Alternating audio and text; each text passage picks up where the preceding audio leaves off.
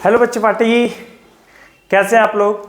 स्वागत है आपका अपने बेहतरीन से यूट्यूब चैनल पर जिसका नाम है राहुल बायोलॉजी क्लासेस। जी हाँ, आज के इस सेशन में हम पढ़ेंगे ट्रांसपोर्ट इन प्लांट का लेक्चर 4। इसके पहले मैंने लेक्चर 1, लेक्चर 2 और लेक्चर 3 तीन क्लास लिए हैं, 3 लेक्चर मैंने लिया है इस चैप्टर का, ठीक है ना।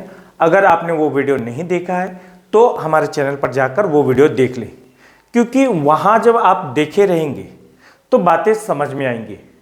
और अगर आप हमारे चैनल पर नए हैं तो आज ही हमारे चैनल को सब्सक्राइब करें, ठीक है, और बेल आइकन को दबाना ना भूलें, ठीक है। चलिए, तो आज के अपने सेशन में हम लोग जो बात करेंगे, पिछले वीडियो में हम लोगों ने फैसिलिटेटेड डिफ्यूजन के बारे में डिस्कस कर लिया था, ठीक है ना। और आज हम लोग देखेंगे फैसिलिटेटेड डिफ्यूजन के बाद जो थोड़ी बहुत टॉपिक्स रह गई थी, ठीक है, उसको आज हम लोग लेक्चर 4 में कंप्लीट करेंगे। ओके, तो चलिए वीडियो को स्टार्ट करते हैं। ओके, देखो, आज का हमारा जो टॉपिक है वो टॉपिक है types of carrier protein. Carrier protein जो होता है वो 3 टाइप के होते हैं। जो सेल मेम्ब्रेन में प्रोटीन होती है उसको हम कहते हैं कैरियर प्रोटीन या फिर ट्रांसपोर्टर प्रोटीन। तो ये प्रोटीन जो होती है वो 3 टाइप्स की होती है। कितने टाइप्स की होती है? 3 टाइप्स की। पहला होता है यूनिपॉट, दूसरा होता है एंटीपॉट और तीसरा होता है सिम्पॉट। अब सवाल ये है कि यूनिपॉट किसे कहते, एंटीपॉट किसे कहते, सिम्पॉट किसे कहते, इसको समझते हैं। यहां आप देख रहे हैं ये एक सेल मेम्ब्रेन बना हुआ है। क्या बना हुआ है?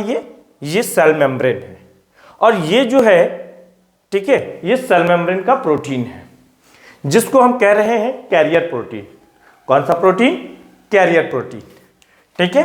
तो अगर सपोज करो कोई एक मॉलिक्यूल से, मैं मान लेता हूं ए मॉलिक्यूल से, ठीक है, और ई मॉलिक्यूल जो है अगर वो किसी डायरेक्शन में जा रहा है, ठीक है ना, जो दूसरे मॉलिक्यूल्स के ऊपर डिपेंड बिल्कुल भी नहीं करता, ठीक है, दूसरे मॉलिक्यूल्स के ऊपर डिपेंडिंग कि कौन सा मॉलिक्यूल्स किधर जा रहा है, डजंट मैटर, वो जिस डायरेक्शन में जा रहा है, एक मॉलिक्यूल से, ठीक है, और वो एक डायरेक्शन में जा रहा है, तो उसको हम क्या कहेंगे? यूनिपॉट।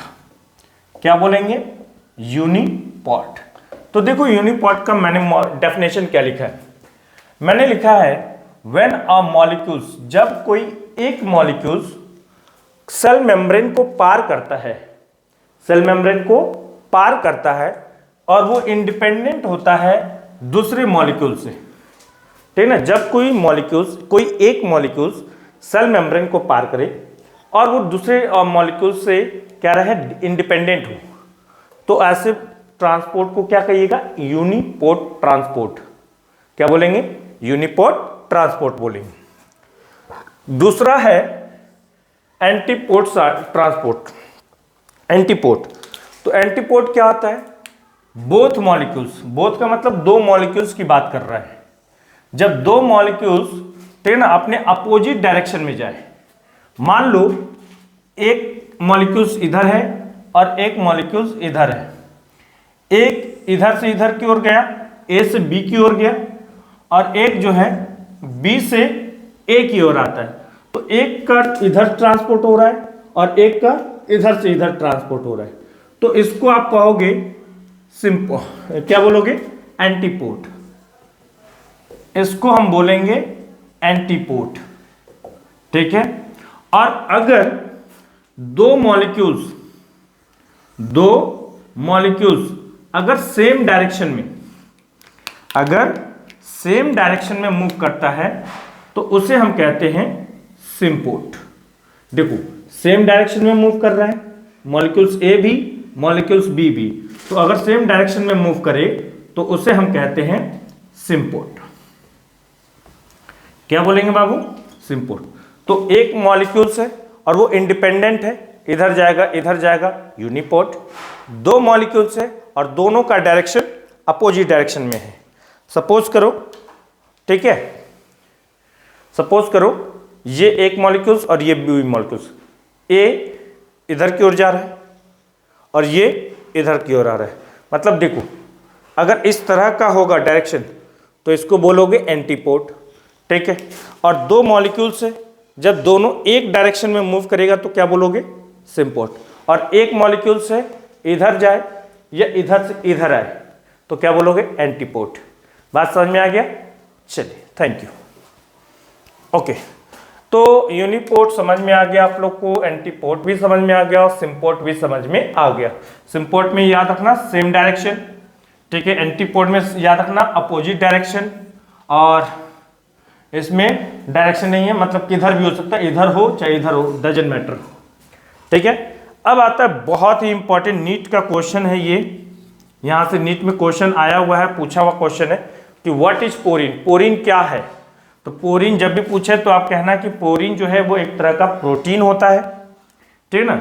और यही पोरीन जो होता है वो माइटोकॉन्ड्रिया और प्लास्टिड जैसे सेल ऑर्गेनल के जो आउटर मेम्ब्रेन होती है, वेरी वेरी इंपॉर्टेंट लाइन है कि इस क्या बोलते हैं आउटर मेम्ब्रेन, किसके आउटर मेम्ब्रेन, तो माइटोकॉन्ड्रिया एंड प्लास्टिड के जो आउटर मेम्ब्रेन होती है उन आउटर मेम्ब्रेन में ये पोरीन जो है, ये प्रोटीन्स जो है वो क्या करता है, वो एक पोर बनाता है। क्या बनाता है, पोर बनाता है। और ये पोर क्यों बनाता है सर, ये पोर इसलिए बनाता है ताकि सबस्टांस को ये पार करा सके, सबस्टांस को क्या कर सके, पार करा सके, ठीक है। इसीलिए ये पोर बनाने का काम करता है। ये माइटोकॉन्ड्रिया, प्लास्टिड और कुछ बैक्टीरिया में भी देखने को मिलता है, क्योंकि हमें पता है बैक्टीरिया में भी सेल वॉल होते हैं। हाँ, अब आप कमेंट करके मुझे ये बताओ, एक उस बैक्टीरिया का नाम बताओ, ये कमेंट करके आप बताइएगा मुझे, उस बैक्टीरिया का नाम बताना है जिसके पास सेल वॉल नहीं होता है। उस बैक्टीरिया का नाम बताइए जिसके पास सेल वॉल नहीं होता, ये हमें कमेंट करके आप बताइएगा। सॉरी, उस बैक्टीरिया का नाम बताना है जिसके पास सेल वॉल नहीं होता है, ओके ना, जिसके पास सेल वॉल नहीं होता है उस बैक्टीरिया का नाम बताना है आपको। चलो नेक्स्ट, पोरीन के बाद एक दूसरा प्रोटीन होता है जिसका नाम है एक्वापोरीन। क्या नाम है, एक्वापोरीन। तो एक्वापोरीन क्या है, जैसे एक्वापोरीन जो था वो पोरीन जो है वो क्या है, आउटर मेम्ब्रेन, आउटर मेम्ब्रेन में पाया जाने वाला प्रोटीन है, जबकि एक्वापोरीन जो है वो इंटरनल मेम्ब्रेन में पाया जाने वाला प्रोटीन है, इंटरनल मेम्ब्रेन में पाया जाने वाला प्रोटीन है। That serve as a channel in the water, in the transfer of water, जो वाटर के ट्रांसफर में क्या करता है, मदद करता है, वाटर को एक पार्ट से दूसरे पार्ट में ले जाने में मदद करता है। प्लांट के भीतर वाटर के मॉलिक्यूल्स को एक जगह से दूसरे जगह तक ले जाने में ये एक्वापोरीन जो है प्रोटीन है एक तरह का, ठीक है ना, जो ट्रांसपोर्ट में मदद करता है।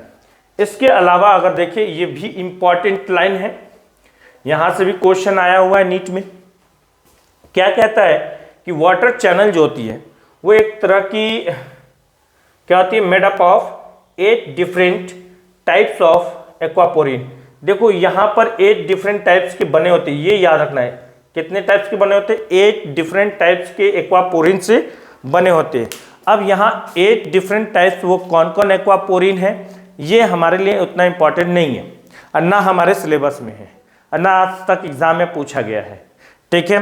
तो 8 डिफरेंट एक्वापोरीन्स का नाम नहीं याद है तो कोई दिक्कत नहीं है, ठीक है। आगे बढ़ते हैं और याद रखना, मनुष्य में 13 एक्वापोरीन होते हैं, 13, और प्लांट के केस में 8 होता है। इतना याद रख लो अभी के लिए, बोर्ड एग्जाम तक, मतलब बोर्ड के लिए कहो या फिर आपके नीट के एग्जाम तक में इतना ही पूछा जाता है कि कितने होते हैं।